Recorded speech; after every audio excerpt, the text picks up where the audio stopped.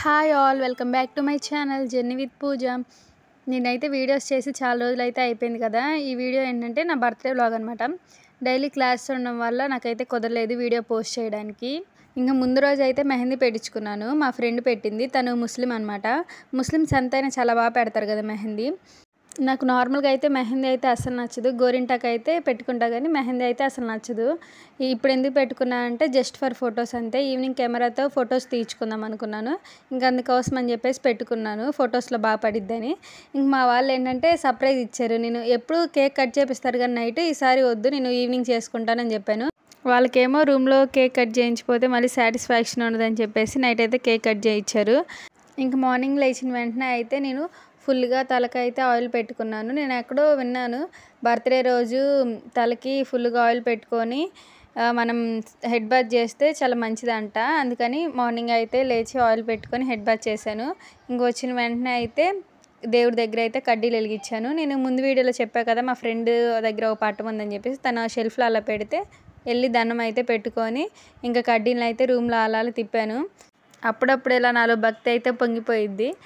మీలో కడ్డీలు స్మెల్ అంటే ఎంతమందికి ఇష్టం? నాకైతే భలే ఇష్టం. మా ఫ్రెండ్ అయితే కడ్డీలు తెచ్చిద్ది ఎప్పుడు మనం చదువుకునేటప్పుడు కానీ ఎప్పుడైనా రూమ్లో అలా వెలిగించినప్పుడు చాలా ప్లెజెంట్గా అనిపించిద్ది. స్మెల్కి కానీ చాలా బాగుండిద్ది.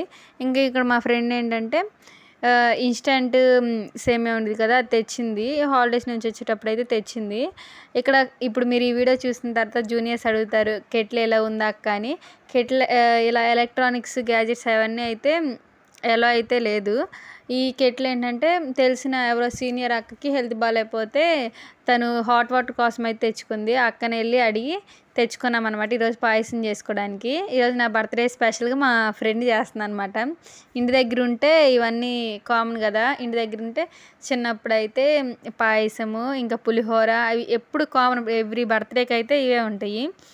అదేంటో తెలియదు కానీ చిన్నప్పటి నుంచి ఎప్పుడు బర్త్డే వచ్చినా సరే ఖచ్చితంగా ఆ రోజు ఏదో ఒకటి అయ్యిద్ది. అంటే మూడ్ ఆఫ్ అవ్వడమో లేకపోతే డ్రెస్ కుదరకో సంథింగ్ ఏదో ఒకటి, మొత్తానికి అయితే ఏదో ఒకటి అయ్యిద్ది. ఈసారి అయితే నా బర్త్డే సండే వచ్చింది. ఇంకా కాలేజ్కి కూడా వెళ్ళలేదు. మార్నింగ్ అయితే ఇంకా జస్ట్ సింపుల్గా అలా రెడీ అయ్యి పూజ చేసుకొని ఇంక మా ఫ్రెండ్ అయితే పాయసం చేసింది. ఫస్ట్ దేవుడికే పెట్టాను పాయసం. ఇది రైనీ సీజన్ కాబట్టి ఖచ్చితంగా వర్షం పడిద్ది. ప్రతిసారి నా బర్త్డేకి ఎప్పుడు వర్షం పడిద్ది. ఈసారి అయితే నేను గట్టిగా అనుకున్నాను అనమాట, ఈవినింగ్ ఎఫ్సీలో బర్త్డే చేసుకుందాము, ఓని కట్టుకొని ఫొటోస్ అవి తీయించుకుందాం అనుకున్నాను. సో అందుకని పడకూడదని గట్టిగా కోరుకున్నాను దేవుణ్ణి. అందుకే పొద్దున్న లేచి పూజ చేసి అనుకున్నాను. మార్నింగ్ అయితే వర్షం ఏం పడలేదు, మంచిగానే ఎండ కాసింది. బట్ ఈవినింగ్ ఒక 6కి అలా మళ్ళీ వర్షం పడింది. ఇంకా వెళ్ళేది జరుపుకునేది లేదు అనుకున్నాను. బట్ నైట్కి అయితే అయిపోయింది. సో చాలా హ్యాపీ ఫీల్ అయ్యాను.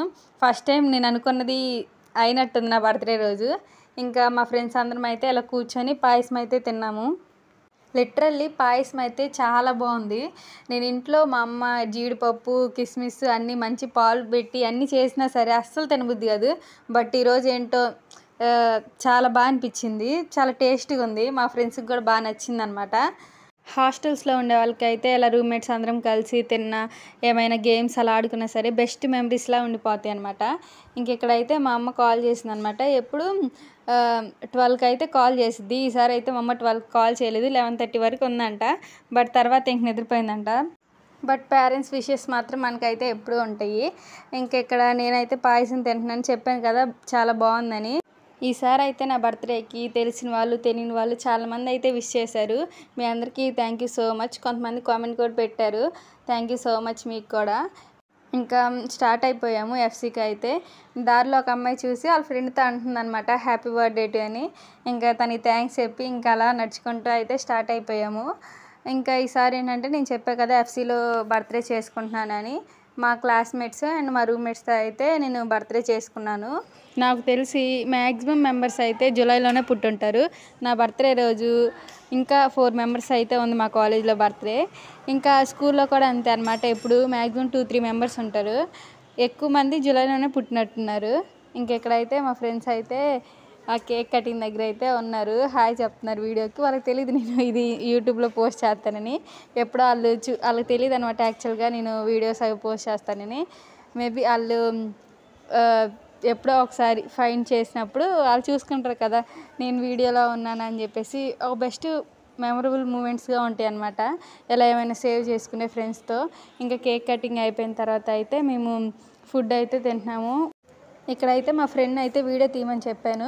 ఇంకలా తను వీడియో చేస్తుంటే ఏం గుర్తొచ్చిందంటే చిన్నప్పుడు పెళ్ళిళ్ళకి అలా వెళ్ళినప్పుడు వాళ్ళు భోజనాలు తినేటప్పుడు అలా వీడియో తీస్తారు కదా, ఆ వీడియో తీసినప్పుడు అయితే అందరూ ఒక పోజ్ పెడతారనమాట. అంటే తింటున్నట్టు లేకపోతే కెమెరా కలిసి చూడడము అవి చూసుకున్నప్పుడు భలే నవ్వు వస్తాయి అనమాట. అది గుర్తొచ్చింది నాకు. ముందైతే వీడియోలో హాయ్ చెప్పారు కానీ ఇక్కడికి వచ్చేసరికి అయితే వాళ్ళైతే ఫేస్లు అయితే తిప్పేశారు. ఇంకా బర్త్డే అయితే మంచిగా అయితే జరిగింది. ఇంకా ఎఫ్సీలో అయితే గర్ల్స్కి అయితే ఓన్లీ 10 వరకు అయితే ఇంకా ఫుడ్ అయితే త్వరగా తినేసి ఇంక రూమ్కి అయితే వెళ్ళిపోయాము. ఇంక ఈ వీడియోకి అయితే ఇంతే. ఎలా ఉందో కామెంట్ చేయండి. బాయ్.